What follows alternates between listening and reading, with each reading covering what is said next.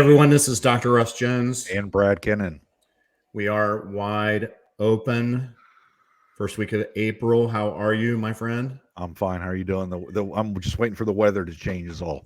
You know, it's awesome down here. It's in the 80s in Charleston. You look albino-ish still. Not that I have anything against albino people. Right. Let me qualify that. But you look pale still. I'm working on. I have hopefully I'll have some outside jobs coming up here pretty quick, and I'll get some sun. So, hey, I got a question for you. Yeah.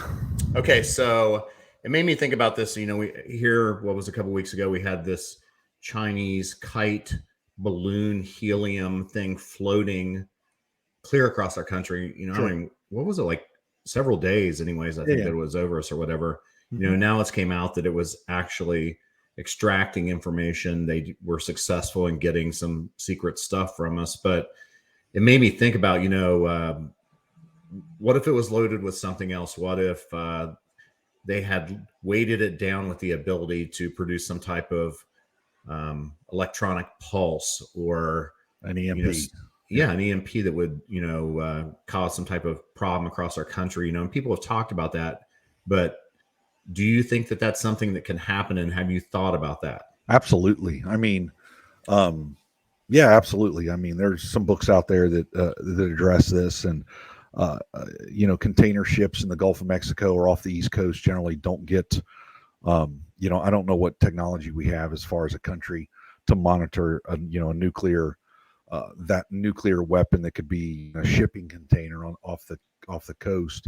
Once it goes off, you know, it's going to be a high altitude explosion. You know, things prior to 1984, I do believe, is what will still be working as far as cars, tractors, trucks, equipment like that goes. Everything else is done. The thing that people don't think about as a timeline, you know, day one, electronics stop working, day two, X happens, you know, let's get a week down the road, let's get 2 weeks down the road, and now we have people that are, you know, are diabetic, their insulin's not available. You know, something that scares me is people that are on antidepressants and antipsychotic drugs. You know, let them get 2 weeks down the road and that stuff's not available. So as those people move out of cities, you know, I'm kind of in the country, you know, those people are going to move out of the city into the country. They're going to come to where I'm at, and they're going to want to take what I have. So what about food? I mean, yeah, freezers are dead, refrigerators are dead. So, absolutely. You know, after a couple of days, you know, I mean, you're done with all that stuff. Right. Unless you're a multimillionaire, I would think, you know, living on 100 acres in a bunker. You know, I have some dry goods stacked away so that I can hopefully be prepared a little bit. But you know, who knows what's going to happen? I mean, it's very, it's something that I don't think people think about. I mean, at all. There's friends of mine that I talk to, and they don't have anything. They don't have any extra food, extra rice over this. You know, they think the government's going to step in and the military is going to be deployed and blah, blah, blah, all this stuff. Well, you know, I think those military people, you know, they're going to want to go home and make sure their families are okay. So I don't know what's going to happen. You know, I think it would get a little crazy in this country. I mean, I think you have to at least be able to protect yourself and take care of yourself for at least a couple of weeks, right? I mean, absolutely, under a best case scenario. Absolutely. But you're talking, you know, times, you know, it could be years before the power grid's back up as things were burned up. And, you know, we're losing a lot of, you know, stuff that your grandma and grandpa or great grandma and grandfather took for granted, you know, canning and gardening and, you know, all these things that they did that we have no idea. And especially the youth of today, if it's not a screen and got buttons and, you know, they're not really interested. So they're the first ones that are going to be done. It's pretty sad, but you know, what can you do? You can only protect yourself and your family. Yeah. I mean, it's not like we have all these outdoorsmen anymore, you know, and even if you had the ability to hunt, I mean, you know, at some point the animals would have to, you know, be sacrificed at some point. So, and all the fish would be gone. Yeah. It's hard to imagine that, but you know, I mean, I can see it being realistic real quick. Yeah, absolutely. I mean, think about just one of the most valuable things that, you know, you think about during that time is 22 ammo. Everybody thinks, well, I need a 12 gauge and I need this. No, we're going to be down to squirrels and rabbits and groundhogs, things like that pretty quick.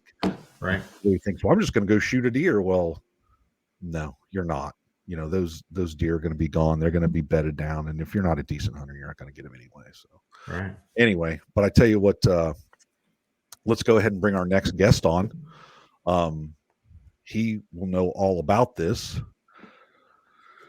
Hey, Jeff. Good to see you, my friend. G. Michael Hopf. We're just going to call you Jeff because in all your books it says G, and I didn't know what G stood for until just a little bit ago. So, Jeff, welcome to the show. You are an author. You own a publishing company. He's a New York Times bestselling author. He's a New York Times bestselling author. The first book now was the first book that you ever wrote. What was the first book you ever wrote that kind of got you famous? The first book, thank you for the opportunity of being on the show. And the first book I ever wrote was called The End. Okay. It was part of my post-apocalyptic series called The New World. And you guys were just talking about EMPs, electromagnetic pulse weapons, and so forth. And an EMP really gets to the heart of the vulnerability that we have as a nation state. That everything runs on electricity, and everyone's life depends on electricity. I mean, everything, our infrastructure down to just the basic economy of how things work. The fact that we're doing this interview solely because of electricity. There'd be no other means for us to have this interview if we didn't have that. And then you look at a lot of the cities and the major cities built out west now, where those being the desert states, are all there because of electricity. I mean, and because electricity has air conditioning allows people to live in the desert. So you take electricity away, you have a grid down scenario like you guys were talking about with an EMP, civilization melts down quickly. And that's like I was listening in before, and it's because people don't have the skill sets to survive. We're that far removed from our grandparents and great grandparents as far as how to live off the land, as far as to harvest deer, animals, etc. We just don't know how to do it. And then we lack the skill set, and then we also lack probably the resources. Most people don't, how many people have firearms? How many people know how to use them? How many people have ammunition? And we can go on and on and on. We're a society and a population that's dependent upon the wares of what we have. And so you take that away, we collapse fairly quickly. So in your past, you were a Marine. I'm not going to say you were a Marine because once you're a Marine, you're always a Marine. So being a Marine, is that something that, while you were in there, is that scenarios that maybe you guys war gamed or something of that sort, went over those scenarios saying, hey, if we get an EMP or we have a collapse in society, what are we as a military, a branch of the military, what are we going to do? Well, when I was specifically I was in the infantry, started out as an anti-tank gunner, and with a tank battalion, and ended up with a line unit, specifically like infantry line unit. And we never actually covered any of those kind of scenarios. We were just kind of, war gaming, fighting whatever enemy we would be fighting next. And so there were skill sets that I learned in the military, which I know would be beneficial in a kind of grid down apocalyptic type scenario. But no, we never war gamed any of those kind of things. Okay. Although, I mean, we definitely trained in kind of living off the land, we trained in environments where we didn't have, access to things like that. But no, we never specifically trained for that kind of thing. Because I think I've seen some statistics at one point where basically you have a major city. Let's say I'm 20 minutes outside of Columbus, which is a major city in Ohio. It's the capital of the state. Within X amount of days, they say we're 9 meals away from anarchy. Mm-hmm. Yeah. So within X amount of hours, X amount of days, those inner city people that are there, they're going to start moving in my direction. Mm-hmm. So people that live kind of in the country, you might think that you're going to be, out here and I'm going to be protected. You're not. You're absolutely not going to be protected because those people from the inner city, as soon as their resources are gone, how many days, what is it? 3 days of food is basically in any grocery store at any one time to do the trucking. Those people are going to start coming out to the country. And I think as us suburbanites, I guess, we have to be prepared. And your book, The End, it was a really good book, and I think people really need to maybe look at it, just read it, listen to it. I'm getting too old, and I have my my eyes go bad every once in a while, so I like to do audiobooks. And it was an easy listen. It was something that I think it's basically an education that that people aren't really, I don't think they're really considering at this point in time. Jeff, do you think that the government is, I mean, I know that when you were in there, even though that you're still young, that, this wasn't a big consideration, but now certainly it is a consideration. Do you think that the government considers it now, and, the military considers, what may happen and likely outcomes and so forth? I think that within the higher echelons of government, within the Pentagon and Department of Defense, I mean, there was specifically, when you look at EMP, there was a commission done in the 2000s that covered this. What would happen in the event of an electromagnetic pulse weapon being deployed against the United States. And so they've run the scenarios, and it's not pretty at all. It's absolutely not pretty at all. You're looking at potentially upwards of 90% of the American population could be dead within a year.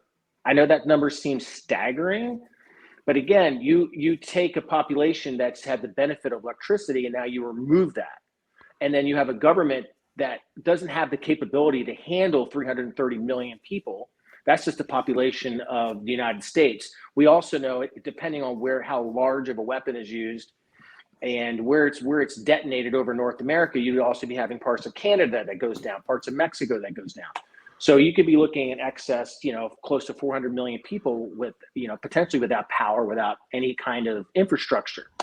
The United States, even if it meant well, it wouldn't have the capability to feed everybody or house everybody.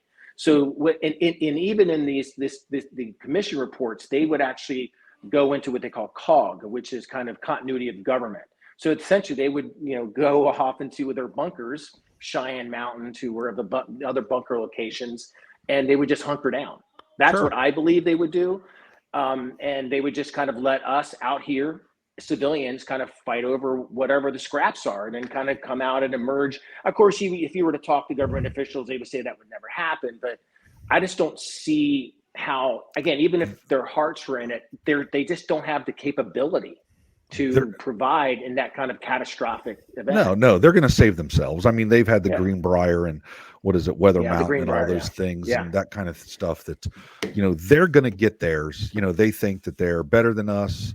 We've seen that time and time again. They're going to do what they can because they think they're important. And I believe that if that happens, they're not important. We're going to be important, and the people on our level, the people that are maybe, I don't want to say educated, but there's going to have to be small local communities that step up, maybe band together.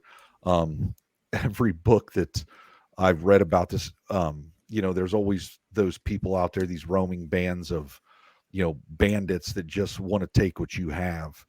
And so I think that you either have strength in numbers or do you just go hide? I don't know. So the one thought I had is, you have this series, this apocalyptic, scenario series of books. What made you write this book? Did you just wake up one day and say, man, I really just want to write a book and scare everybody to death? Or, no, I've always been fascinated with apocalyptic fiction anyway. I've kind of like, it's the what if kind of scenario. Like, what if this happens? What happens over here? Right. I'm fascinated by this human nature and how people react. And I was a big consumer of those books. And then there was a story I kind of wanted to see and I couldn't find. And so if I couldn't find it, I decided just to write it. And the story had always been playing in my mind anyway, like a movie. And so finally one day I sat down and just wrote it. Because I wanted, because you've read the first book, it's a little complex. There's multiple POV characters. You're seeing as a reader kind of what's happening with inside the halls of government. You're seeing what's happening with inside the military and how they fracture and fall apart. And then you're just seeing how a family and a suburban family is surviving. So you're getting these multiple POVs. So as a reader, you're getting this perspective all around of what's happening. Right. And I found that was something that was lacking in other books. You would get maybe only a depiction of a family living in the mountains, and they're kind of preppers, and you don't really, and everyone in the government is horrible and evil. And you're just getting this more kind of well-rounded kind of view of what's happening after an event. Right. Now personally, Russ knows this. I lost a child, was it 6 years ago, Russ? I think 6 years ago. And, just listening to the part where the main character becomes president, he lost his son in a car accident. I do believe it was a car accident. I'm thinking what I was going through at that point in time, I couldn't even think, and for this man to not only have that happen to him, and it's just staggering, it's just it's a good part of the book, that's something that I think a lot of authors may not even do it because it's too heart-wrenching, but you had no problem just, whatever. That's kind of it get real real quick. That George R.R. Martin, that's something that could happen and is very real, which a lot of authors, I don't think they kind of take it that far. But I like real quick. Yeah. I mean, another thing I was thinking about too is like with my patients, so in West Virginia, the average 65-year-old West Virginian's on 9 drugs. When across the nation, the average person is on 4 drugs. So imagine right now your insurance company is giving everybody a 30 to 90 day supply of whatever drug they're taking.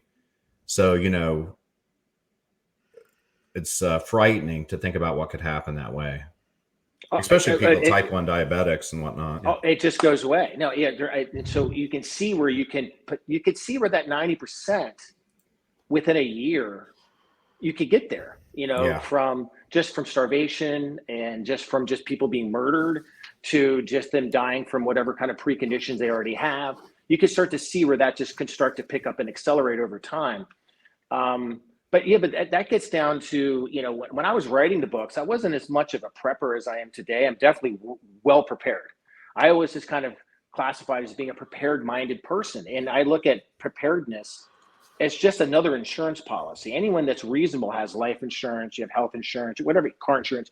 It's just an insurance policy that you have the means of resources and skill sets and mindset. And part of I call the 4 pillars of survival. The other component a lot of people don't do, and it ties into kind of what you're talking about, drugs, is fitness. A lot of people aren't fit, and you literally have to be. There's no, it's part of your insurance policy, because as a man specifically, you have to take care of your family. You have to be there and have the physical capability to be able to handle a situation. Otherwise, you become a liability. And that can be on a global scale, like in my books, or just in a small altercation. If you can't take care of your family or yourself, you're just a liability. And so you need that. We have a lot of those people that come to West Virginia just for that reason. They have a getaway place, they have a bug out place. But I was always amazed because, I when you said that, I had this patient a couple of years ago, and he was an obese guy, like a lot of the people we have here in West Virginia. He told me he had this place that, he had a camper up there, that he had some solar stuff on it, and that, he had a natural spring there, and he had all these weapons, and he had all this stuff. And I was like, listen, I mean, they're going to come around if there's some bands or whatever that's going to come get you, and there's going to say, there's a fat guy on the hill up there, because I'm like, you can't run, man. You can't get away. And I'm not trying to be mean at all, but I'm just saying that in terms of protecting yourself and protecting your family, that taking care of your health has to be one of the very first considerations, because, all these people that are stuck in these suburban houses like Brad's talking about, that are 70, 80, 90 years old or whatever, that don't have their meds anymore. Well, all these other people are coming into their houses now to get the stuff that they have, weapons, shells, whatever type of food that's left.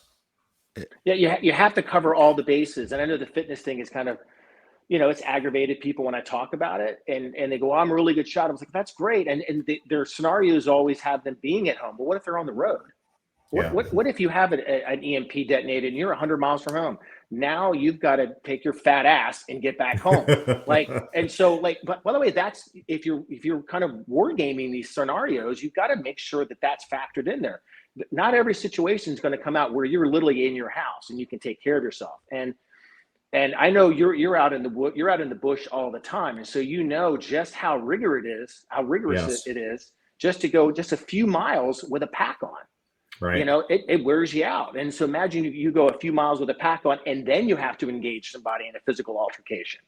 Yeah. And So then what? I'm not saying people have to have a 6-pack abs and look at, you know, but have the capability and the endurance and the physical stamina to be able to you know, protect yourself, and then therein lie protect your family. Yeah. So go ahead, Russ. I was going to say, Brad, had you thought about that? Because you're on the road all the time now, man. I mean, Yeah, I know am. you're prepared, but what if you're in South Carolina or Mississippi and I you think have of to that walk all the home? time. I think about all that all the time. It's like, how am I going to get home, or am I ever going to get home? You know, there's that's a real possibility that I just won't get home. It's, you know, between, you know, my bunker is kind of here. You know, I can walk into my basement and I have a safe, and I can open that safe up, and I don't have any guns because I lost them in a boating accident about 2 years ago. Same here. I know, it's crazy, isn't it? But you know, if I would have ammo or anything like that, you know, that's what I think about. But if I'm on the road, I may only have, you know, my SIG 226 and, you know, maybe a clip full of ammo and maybe an extra box and ammo in the truck, and that's it. And, you know, so how do I get to where I need to go? You know, I don't know. That's a scary situation. Thanks, Russ. I appreciate that. Well, what about, I know that before, you know, when I was in a relationship, one of the things I said, you know, I had told her, you know, I'll meet you at Ripley, which is like 30 miles from here. I'll meet you in the Walmart parking lot in Ripley. If, you know, there's no phone, that everything breaks loose, just try to get there, you know, and I'll be there or whatever. But, you know, have you and your significant other, Jeff or Brad, you know, have you guys talked with your spouses about this? And you guys have a plan, but do they have a plan? Yeah, I know for us, we do. Yeah. Even like my kids are all involved on it as well. They're very, very capable, capable. Yeah. We got to get here. I mean, that's our plan, is to get where we have the resources, and I got water and woods and food and no ammo and no guns, but you know, and hoping that nobody else has gotten there before you, because you're in another place and it's taken you 2 months to make your way there. Correct. So you know, I always thought that, Thomas Jefferson or somebody had this great saying, and I found out that it was you, Jeff. So what is this famous saying that like I said, I've heard this forever and ever and ever, and I've seen it, and I've seen it quoted, I've seen it reposted, I've seen all this stuff, and I thought, man, that's such a good saying. And because we're going down that, you know, those steps, and what's you're saying, Jeff? So it's hard times create strong men. Strong men create good times create weak men, and weak men create hard times. Essentially what it is, it's an oversimplification of generational theory. There's been other people that had some things that are similar here and there, words moved around, but that's essentially all it is. When I was writing Those Who Remain, which is the 7th book of my series, I was really into the Strauss-Howe generational theory. Have you guys read their book? No. Dive in. So there's a book called The Fourth Turning. It's fantastic. And it essentially kind of boils down that as a society becomes affluent, so it's the hardier people. And when you kind of boil down with what is the hard man? What is a hard man? Well, it could be physically. In the book, Gordon Van Zandt is talking to his grandson. And but really it also could just be, it could be mankind in of itself. And what is a hard man? It kind of gets down to kind of what we were talking about. A hard man is someone who has those four pillars of survival. They're not just physically hard. They're not just physically capable, but they're also virtuous. They're disciplined. They have a mindset, not just for their self-interest, but also kind of for their community or for their family. They're our protectors. Those are the men that are out there willing to sacrifice themselves. So when you look at generational theory and you understand that you get these hard men that build, it could be hard women as well. So hard men build society, and like we've seen, and then eventually as it becomes more affluent, you get people that start to turn and become weaker from influencing. And we've seen this throughout history. We've seen this play out. There's a Muslim historian and scholar from the 14th century, Ibn Khaldun, that has he wrote a kind of a thesis on the rise and fall of the Ottoman Empire, and he has a generational theory too that has 5 cycles to it versus Strauss and Howe has 4. But same concept, that you have this rise of an empire and then eventually the fall. And now they're even saying that as we move toward more technologically advanced societies, you see that rise happen faster and then the fall happen quicker. And we're kind of can see that now. We can see kind of, it was the hard man that created the country that we have today. I mean, look at the people that ventured out west.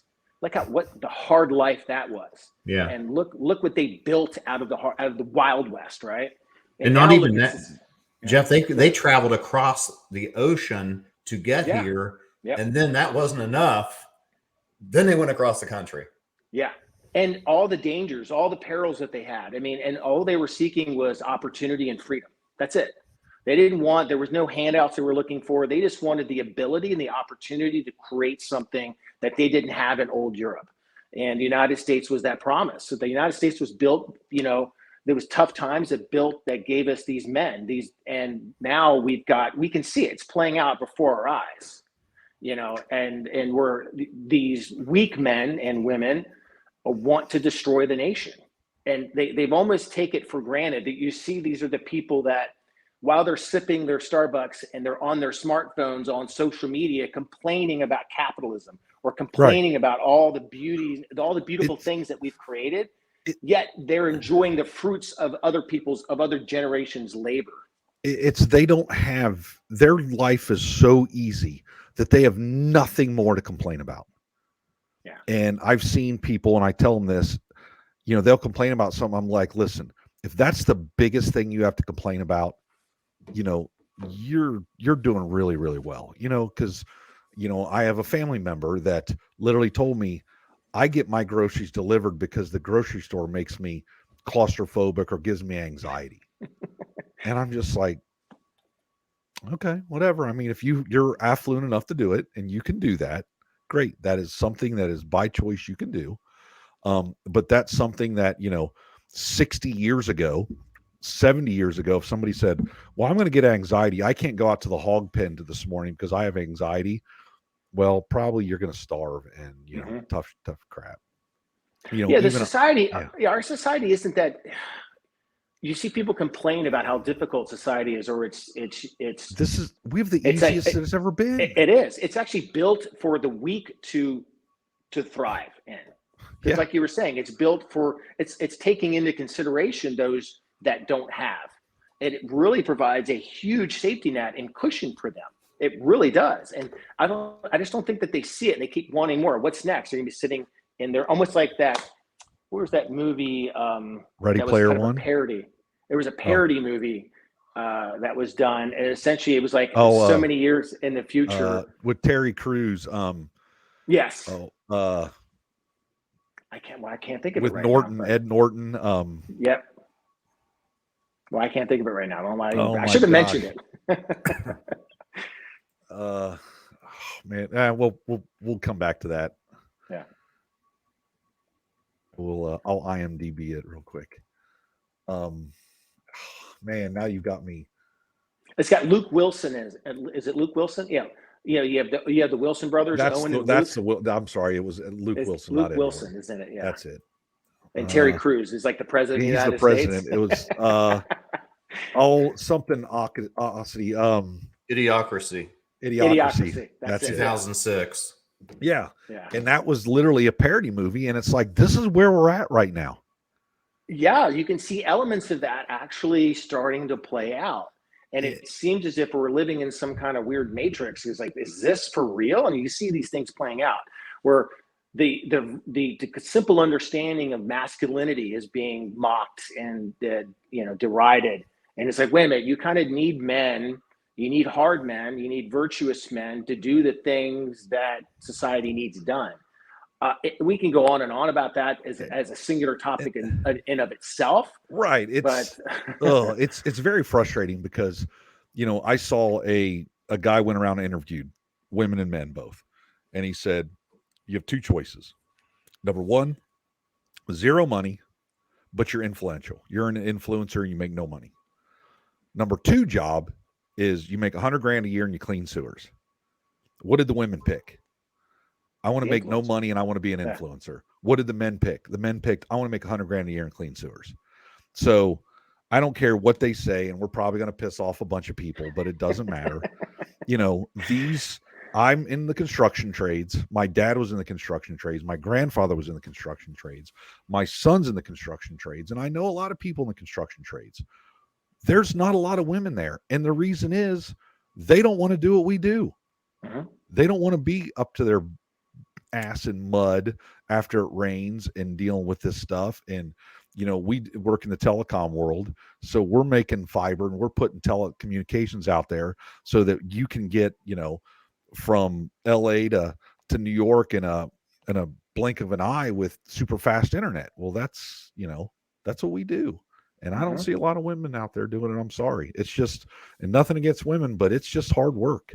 Oh, now the women hate us, Brad. It was like it wasn't enough to have YouTube watching us with a fine-toothed comb. Right. Now let's make sure that we upset half the country. Right, I know. But I wish just people would the truth is the truth. And I don't care.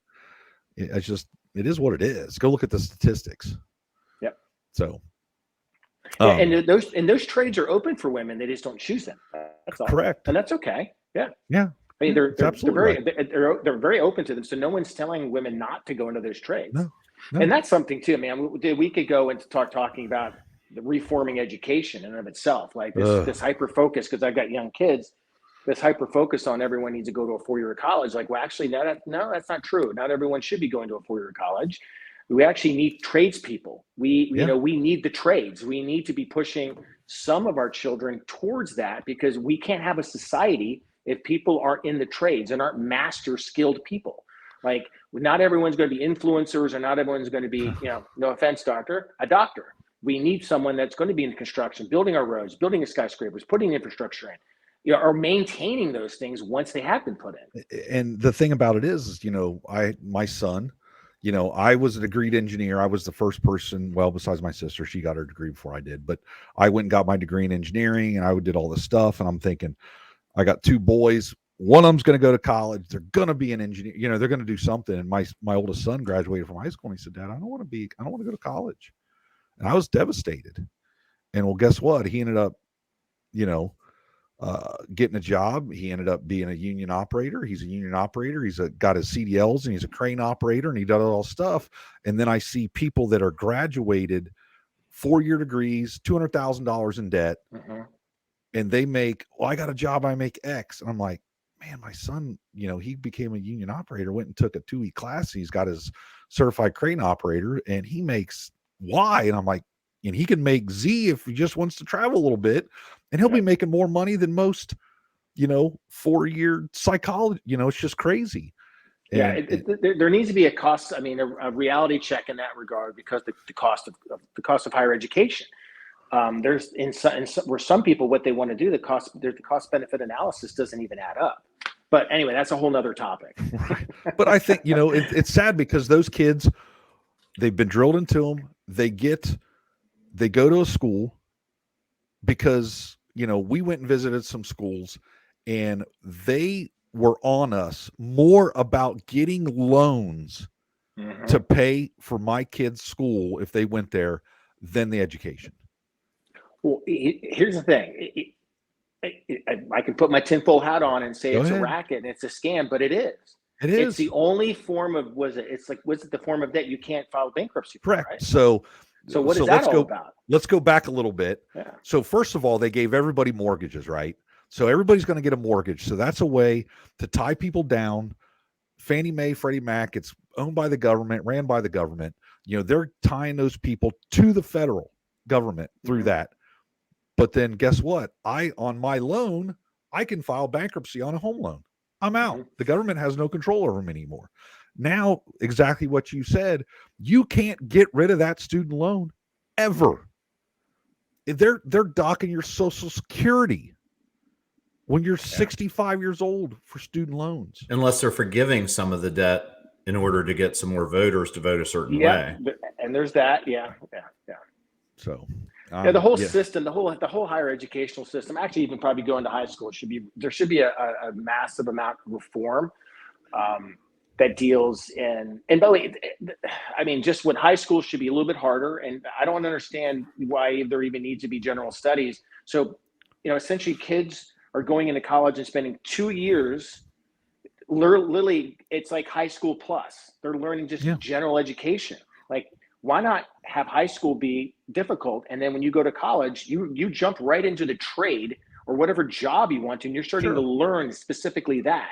Why are you having to take Spanish 1 and 2 in your freshman and sophomore years of college? Like, what's the point if you're going to do, say, be an engineer? What's the point?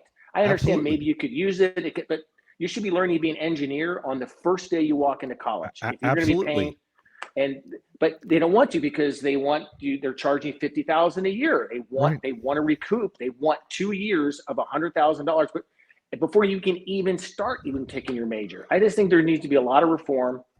It's putting this debt, over kids' heads. It's burying parents and what is the actual? How many people don't even actually get their BA or BS? Most people don't even finish. Right. They'll do 1 or 2 years. They paid this tuition and they never finish, but the colleges have it. These universities and colleges are sitting on billions of dollars in endowments, and this is hard. This is money from hardworking people, and a lot of them don't get the degrees. There just needs to be a lot of reform and a lot of emphasis that, college is important, clearly, depending on what you want to do, but the trades are equally as important. We need tradespeople. The high school should be pushing kids in those directions, depending on what they want to do, as well as when it comes to the arts. Like, I know one of my daughters wants to follow in daddy's footsteps now and be an author. I'm like, okay, well, she goes, should I look at going to a 4-year school for creative writing? I'm like, no. Why? It's like creative writing? No. Just start writing. You'll be fine. And you could pick up classes on it, but do you need a 4-year degree to write a novel? No, you don't. Right. Did you get that education, or when you sat down? I do a book a week or 2 books a week. Listen, I get the ideas and I'm thinking, man, this would be a great book. And I write down notes and jot notes and go that way. But I'm an engineer and I hated English. I don't write. But I think I could if I maybe tried.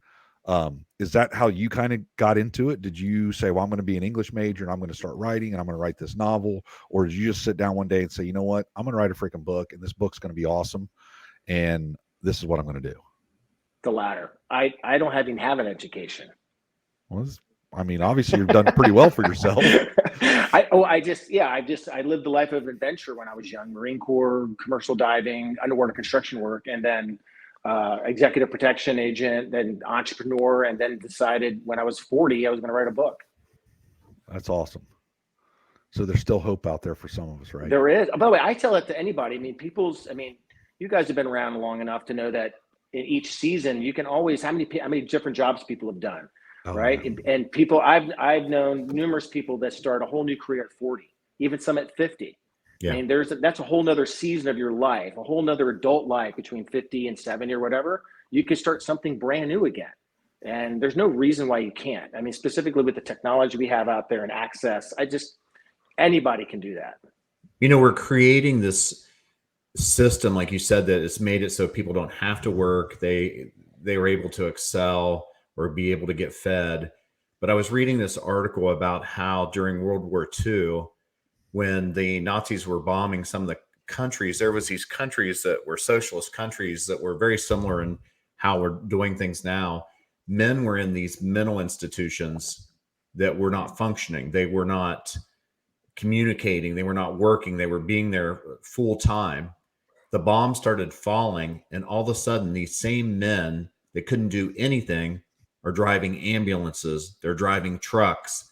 Men need a purpose in our society, and we're doing people a disservice by not providing it for them. And I mean, you're right. I mean, I see, I'm sure everybody's seen that TikTok or the I don't do TikTok because I don't want the Chinese government in my pocket.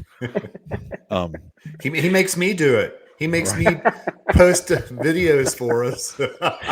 Well, we're gonna get you a phone that's like, in a what's a Faraday cage that you pull it out, do your TikTok, and put it back in. But everybody's seen that TikTok or the reel of that kid. I think he's working at like Starbucks or something. And he's like, it's noon and it's so busy. We're on a Saturday and the kid's crying and whatever. And I'm thinking, man, I worked. What time did I get off work the other day, Russ? I started at 7 a.m. I had to put my dog down in the morning because it got sick. I had to take it to the vet, put my dog down. I was on the job by 11. I got off at 3 a.m. just because we had to do a job and put some cable in through downtown Columbus, and there was no other option. You just do it. Yeah. And nobody complains. You just do it. Well, that's what a man does. It is what it is. That's what a man does. You get it done. Right. It's as simple as that. You just get it done. Right. You just do it. You just don't worry about it. I have a kind of a contrarian view when I see people like espousing all this weakness and victimhood kind of thing. I just look at it and go, wow, there's just so much more opportunity for me. Like they're not even wanting to compete in the space at all. I'm like, okay, that's one less person that there has to be in competition. They're just going to sit over there. I mean, I just don't worry about those people. I just do what I do and just create what I create and don't even stay focused on them. I agree with you 1000%. You can only control you. Exactly. That's it right there. Yeah. So let me ask you a question, Jeff. It's like, I want to say that about green energy, Brad and I, neither one are against green energy, but, it doesn't seem like that the infrastructure is in place to make it functional right now. They're pushing things through. It reminds me of when Obama was in office and we started making all the doctors do electronic records. Well, it sounds good, right? Except for all of a sudden the doctors are seeing half the patients that they are. So now we're in the situation in healthcare where, as people know, when you go to the doctor, a lot of times you're seeing a NP or a PA and you're not really seeing the doctor. We don't have enough providers, and we created this out of something. And the green energy kind of reminds me of something along those lines. But in terms of maintaining in some type of apocalyptic event, is that a reasonable thing for people to consider, like that they just have something on their house that feeds there, or it really doesn't matter, it'd be gone too, because, there's, some type of chip or whatever that would make it so it wasn't functional? Well, I think if you look at, how bad of a scenario we're looking at, so you should always have the means to have power, access to power, something like that. That becomes problematic if you're kind of in, maybe in West Virginia, where out of how many, like solar panels might only work about half the year, right? And so then do you do windmills? Do you look at are you close to a stream? Can you generate power from that? Or you just say we're going to go without power and I'm going to make sure for heating, I'll just make sure I have wood burning stoves in the house or fireplaces, and just make sure you have access to wood. The whole entire green energy economy. I was listening to Peter Zeihan, I think is his name. He's like a geopolitical scientist. And, he was saying what they've been doing has been wrongheaded. They should focus on, it should be location based if you want to do kind of renewable stuff. Like solar panels make a lot of sense in the Southwest. We have 300 plus days of sunshine. It makes sense, to actually put solar panels in Arizona, Nevada, New Mexico, California, Southern California. But do they make sense in Colorado? I mean, in Connecticut? No. It doesn't make sense in Connecticut. In fact, actually, the carbon footprint for that is actually upside down. So you're never going to get the energy out of that it costs the energy to construct it and then to make it and then put it on your house. It sounds nice, but it doesn't necessarily. It doesn't make common sense. But are there other means that we as a society should be pushing for? And I think I'm above. I think we should do everything above. I'm a big nuclear guy. I think we should be using nuclear power. I agree. The Nuclear is everything. 1000%. Yep. Everybody hears 3 Mile Island or hear this or that. Well, those are things that happen. Fukushima in Japan. I get it. But nuclear is the cleanest energy by far. And it's so funny, you go to some of these places and you drive by somebody that's uneducated, you got them in your car and you drive by a power plant, you say, oh, look at that power plant. And they're like, oh, look at all that stuff coming out. Well, guess what? As an engineer, I worked in power plants. That steam coming out the top is really, really clean, with the scrubbers and everything that's out there. There's nothing bad going in the air, even from a coal-fired power plant, the stuff they have to do today. Absolutely. Yep. And people the just new coal don't is clean. It's not, yes. People go that's an oxymoron, but it's true. The environmental impacts on them are such that now those coal power plants in the United States, not in China, they're spewing out dirty stuff. But nobody cares. The United States is clean. No, we don't care about that. And they're building 2 a week. Right. Yeah. Right. Yeah. And they're strip mining all parts of Africa to get precious metals and everything else. No one pays attention to that. Come on. Yeah. Yeah, but let's not serve plastic straws. Yeah. Well, we could go on. This is right. I live in Columbus, Ohio, and they have, we can't serve plastic straws because of the turtles. Well, there's no way a plastic straw is getting into the nose of a turtle from Columbus, Ohio. I'm sorry to tell you that. So most of that's trash coming from Indonesia, Asia. Yeah. Yeah, absolutely. Yeah. Indonesia, China. They literally just dump it in the ocean and there it goes, and they have all the stuff, and it's very sad. But that, the level of their economy, they're not up to where we are. We call first world problems. Well, those are third world problems that they have, and they need to get rid of the refuge, and they don't have people that can go out and have the time to protest that you're dumping the trash in the ocean, because they got better things to do. Mm-hmm. They're not in, as affluent as we are, I guess. First world problems. Well, they're not. And so when you have to focus on making sure you have food on the table, you don't really care about all this other stuff. Absolutely. Yeah. Well, all that stuff would be in a way my go ahead. I'm sorry. I've been talking to Jeff here a lot, and you haven't asked a whole lot of questions, and I'm sorry. I apologize. I was curious. One of the things that, he did in his past, of course, people may or may not know that Jeff was kind enough he published 2 of the books that I've done. And, of course, the Appalachian Bigfoot, which was #1 on Amazon for 17 weeks. And so I'm hoping soon that maybe the latest book will hit the bestseller list too. We'll have to see what happens with that. But, I didn't know before that you did the bodyguard thing. I mean, what was that all about? And did you ever get a chance to guard anybody famous?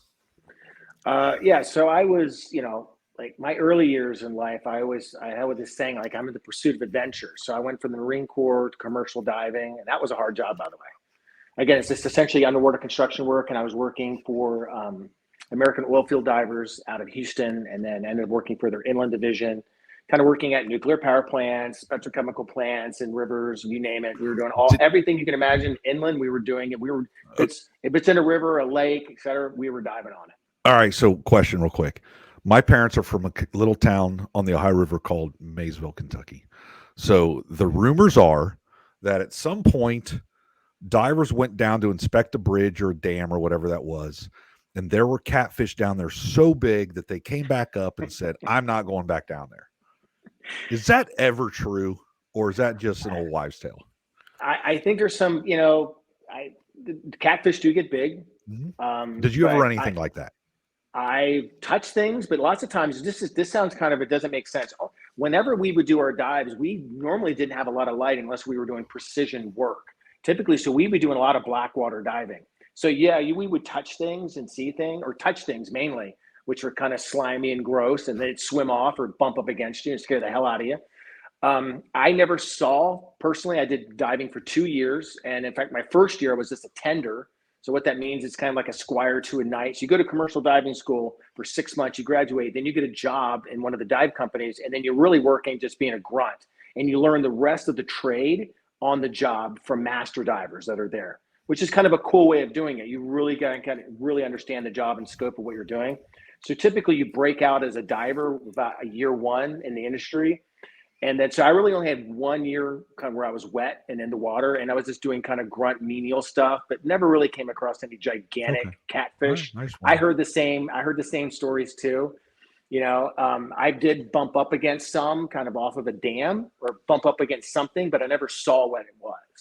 But it was big and it moved, but again, never saw what it was. It just swam away, and you didn't worry about it. It just swam away. All right. So sorry for interrupting your story, but that. And so I went from commercial diving because I almost got killed. I was working in the Trinity River, just east of Houston, and we were doing a pipeline abandonment, and I almost got sucked into the pipe. And so I don't want to get into that long story. I was like, what the hell am I doing? I'm making like $12 an hour as a diver. And like, I thought they made like super great money. No, the divers that make a ton of money, or you're usually working, is when you're working offshore or you're doing saturation divers. So sat divers, they make all the money. And there is this appearance of making a lot of money if you're working on a dive ship, or like in the Gulf of Mexico, you're working on a platform, you're out there for 30, 60 days straight, and you get paid every single day, 12-hour shifts. So when you come back in, then you've got this big check that you get issued. So, when you're living in like Louisiana or kind of East Texas, it seems like a lot of money. But the hourly rate, when I was in the shop, it was like $5 something an hour when I was in the shop. And then when I'm diving, I was making $12 an hour, and I got almost sucked into this pipe. I'm like, this is BS. Like, what the heck? It was my fault, by the way, too. It was complete idiocy on my part. And I was like, I got to do something else. And my dad was working as a field rep for the National Rifle Association. He goes, I met some guys who runs an outfit out of Northern Virginia called Vance International. You should apply. They do bodyguard work. I said, that sounds exciting. So I applied, and then a few months later I got hired, and I started being a bodyguard. And I didn't work for celebrities. I primarily worked for like government contracts, like dignitary protection for kind of foreign people coming in, and or like corporate executives. I kind of did that kind of gig. That side of the gig, not celebrities. And so my first gig was working for the Saudi royal family. That was kind of interesting. And then I did just a bunch of I worked for Sony Corporation out here in San Diego, kind of going back and forth, down to Maquiladoras, down to Mexico. Again, just Japanese executives that work for Sony. Did work for the head of Archer Daniel Midland, ADM. Like up in anyway, so just no one really famous, just a bunch of corporate execs. Gotcha. For about 10 years I did that. Okay. That's kind of cool. It was fun. I mean, it was fun. It paid really well too.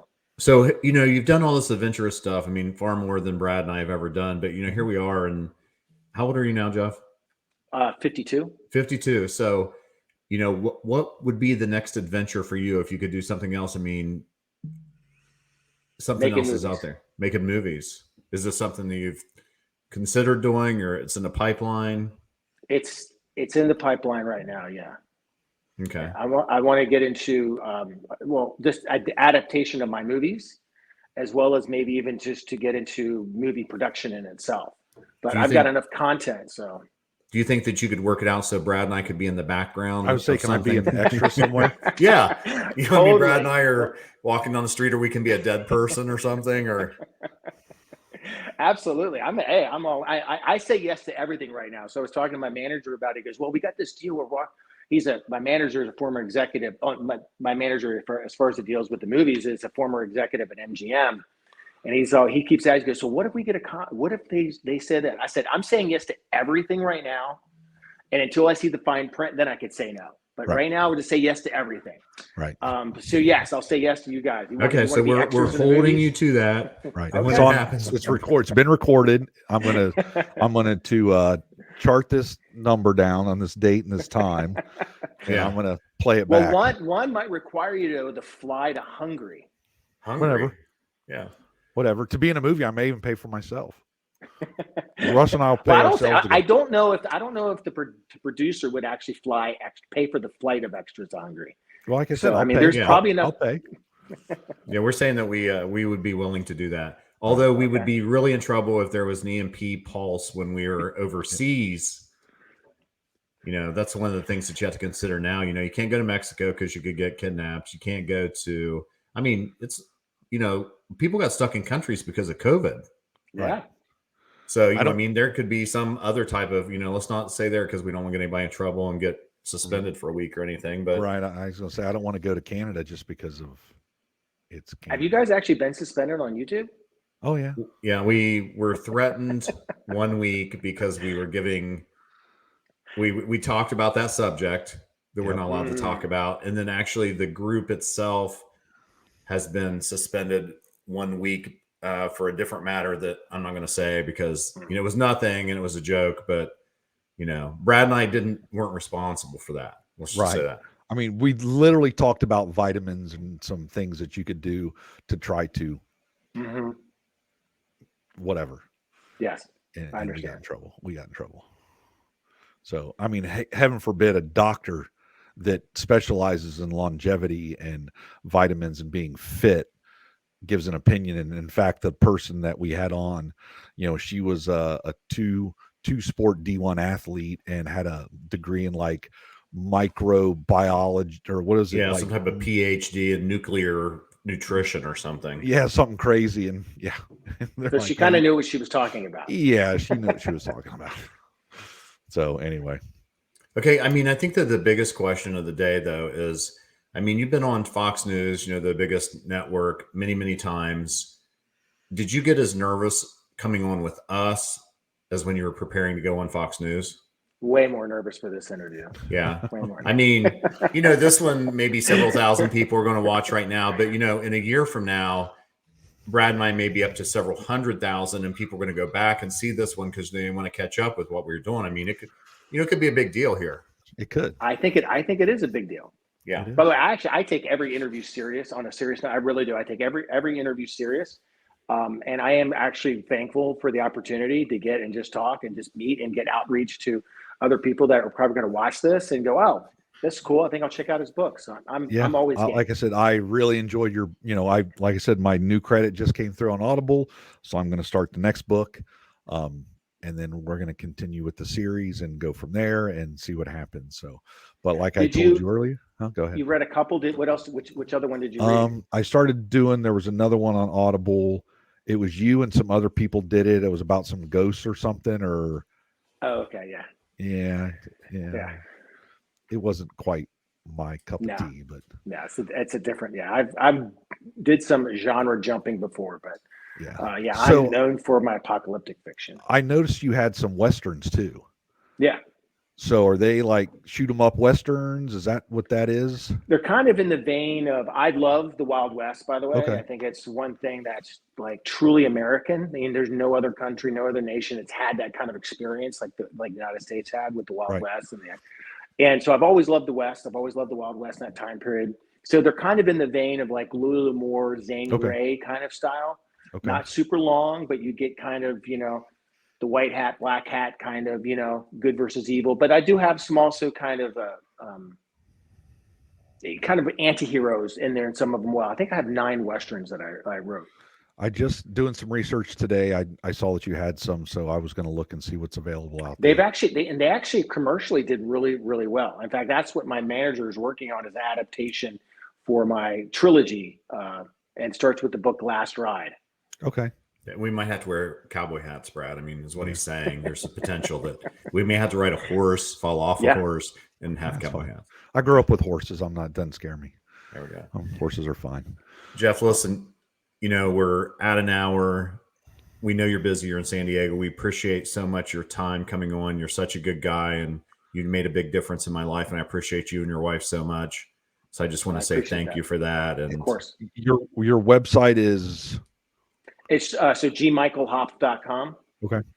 And all the books can be found there, as well as just jump on Amazon. So I was gonna say I'm on Audible. They're all on Audible. Yeah. So on Amazon everywhere. So is there a email that's on there that they can reach out if they have a question for you? Yeah. So it's Jeff with a G. So yeah, it's Jeff with a G. So GEOFF at gmichaelhopf.com. Yeah. Okay. And you actually read that? I do actually read. There was a writer a long time ago that's really gone on to success greater than mine, and she talks about being in contact with with readers and fans, like how important that is. And so I adhere to that. That's awesome. So yeah, I'm anxiously awaiting the next Jack Carr book to come out, and he always Oh, seemed like he's such so a good. he He's so seems like good. such a I enjoy you him know I too. read the Yeah. I got the first book right when it came out, and nobody kind of knew about who he was, and I did that book, and I'm telling you, I went to some friends of mine, I'm like, listen, you gotta listen to this book, man. You gotta read this book. It's literally one of the top 5 favorite books I've ever. Yeah, it's amazing. You got to get him on. Yeah, right. You got to try. Have you tried? There you go, Russ. Yeah, I have a master list that I think usually Brad and I are about like 8 weeks out, and so hearing about another 2 or 3 weeks, and I'll start reaching out to some people again, and maybe I'll add him onto the master list. Yeah. Have you ever read any of the Angry Americans books? American, the Survivalist series? No. I did the 1 second after those. Oh yeah, trilogy. yeah, William Forsythe. Yeah, I read those. I guess too. he doesn't do interviews, I guess, or something. He stopped. Oh, okay. I know he used to do like coast to coast stuff before. I know he's been on coast to coast. Yeah, because he was like a UFO guy too, or something, wasn't he? I'm not aware of that, but I know he's. I mean, so what's funny is I was reading that book right before I started. 1 second after, right before I started writing the end, and I stopped.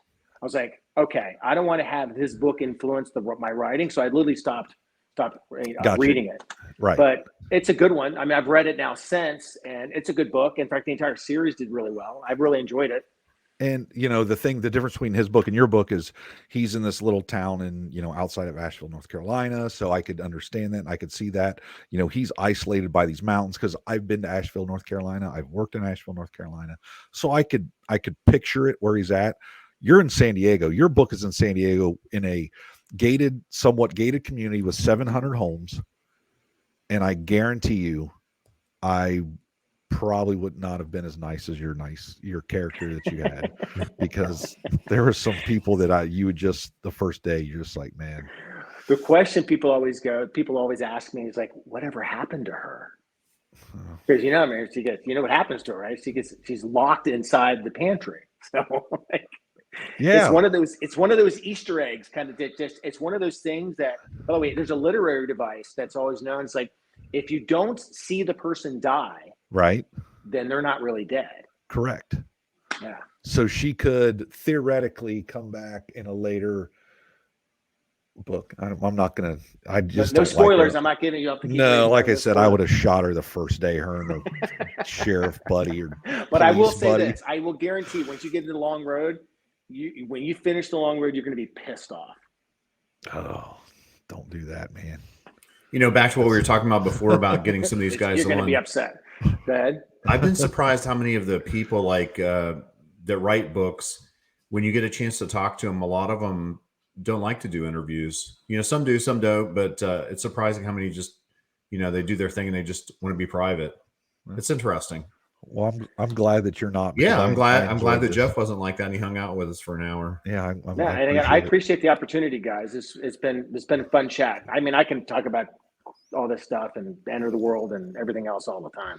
Well, with your saying, we're kind of down, we're getting down, we're on step 3.5 of 4, and times are going to get tough.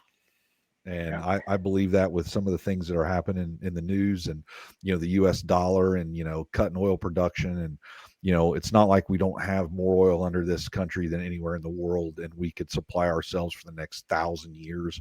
But we have administrators and administration people that don't believe in that. Clean natural gas burns great.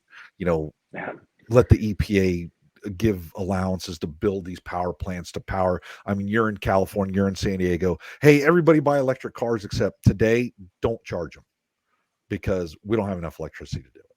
So that I shake my head, and I just like, man, these guys, I don't see how these people, what are humans, are the only mammals or animals that allow the stupid to lead. Yeah, our policymakers are making some boneheaded decisions. But going back to what you said, I can only control, like you can only control yourself. So that's all I focus on, is what I can do. I'm aware, and I think that the key thing is being aware. So I'm aware how the world is, kind of how the matrix is. I'm aware it's a game. I know exactly how it works. So what I do is I take care of me. I make sure that I'm secure. If I'm secure, then my family's secure. And then anything can fall apart, I just close the door and lock it. I'm good to go. Like when COVID happened, we were prepared. We just closed the door and hung out. didn't freak out, didn't run off and buying tons of toilet paper. That's the only thing I'll leave with people that are watching. Just be prepared. Right. Be prepared. And that's with resources, that's with skill sets, that's with mindset, and get yourself in shape. There's no reason why you can't be in shape. It was odd that the mindset of people, a lot of people were affected greatly. And now that period of our lives are over, they don't want to go back to work. They don't want to go back to the office because their mind, they need this, whatever it is. No, man, just suck it up and do it. Gosh darn, just do it. Anyway, on that note, Jeff, thank you. We really appreciate you. Yeah, certainly appreciate it. All right, thank you. All right, Brad, thank you. All right, Mike. Well, Russ, we may only get 2 strikes against us, but chastise mildly for possibly. that. I don't know. Whatever. I don't know. I've been on a roll here lately of putting these subjects on that are right in your wheelhouse. That right, conspiracy stuff and right. Well, that was like this. That. This was one I was looking forward to. So, yeah, all good guy. Well, Dr. Jones, the BigfootDoc.com has link to the podcast, link to the books that are out there. Love to get some witness reports. We have a witness coming up here in a few weeks. Back to Bigfoot next week. We got one of the guys from the Small Town Monsters crew that's on TV a lot across YouTube. A lot of their videos have over 1 million views, and he's coming on next week to talk about that. All right. And yeah, we got some special guests coming up too, Like I said, we got a guest coming up that turned down Rogan because she didn't want to be famous, but she's going to come on with us. So little did she know a year from now that we were famous, and you're probably not doing your business anymore, and I'm probably not doing mine. Because we have to do more of these than we're doing. Right. Exactly. Yeah. All right, Russ. All right. Later. Good to see you, my friend.